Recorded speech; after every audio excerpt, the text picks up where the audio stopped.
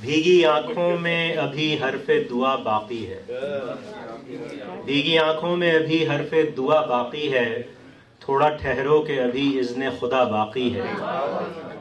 پھیلے ہاتھوں کو سلیقہ ہی نہیں ہے شاید، پھیلے ہاتھوں کو سلیقہ ہی نہیں ہے شاید، دینے والے کی ابھی شرط عطا باقی ہے۔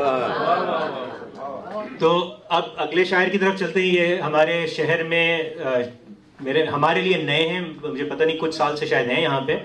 بہرحال دوحہ قطر میں 20-25 سال رہے اور اردو کی تنظیموں سے اور فریق اردو ادب کی جتنی وہاں تنظیمیں تھیں ان کے ساتھ منسلک رہے، اور ہمارے لیے خوش قسمتی کہ ہمارے شہر میں ایک اور باذوق انسان کا اضافہ ہوا ہے۔ تو میں دعوت دوں گا جناب عرفان حیدر صاحب کو کہ وہ آئیں اور کچھ کلام کریں۔ بسم اللہ الرحمن الرحیم۔ السلام علیکم۔ سب سے پہلے بہت بہت مبارکباد اس تاریخی دن پہ۔ یہاں پہ امریکہ میں ظاہر ہے جب لوگ نئے آتے ہیں تو کلچرل شاکس بڑے ہوتے ہیں، پھر میں انگلش بول رہا ہوں تو خیر ثقافتی صدمے ہوتے ہیں، چلے سیکھنے کے لیے آئے ہیں تو اس لیے معذرت چاہتا ہوں۔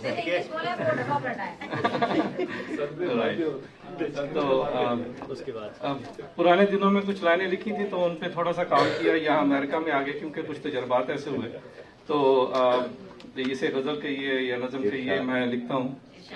تو عرض کیا ہے، ملتے ہی نہیں لوگوں سے ہم، ملتے ہی نہیں لوگوں سے ہم، ملتے ہی نہیں لوگوں سے ہم، جب تک ہمارے معاملات نہیں ملتے، جب تک ہمارے معاملات نہیں ملتے، سما خراش لگتے ہیں لوگ، جی سما خراش لگتے ہیں لوگ جن سے ہمارے خیالات نہیں ملتے،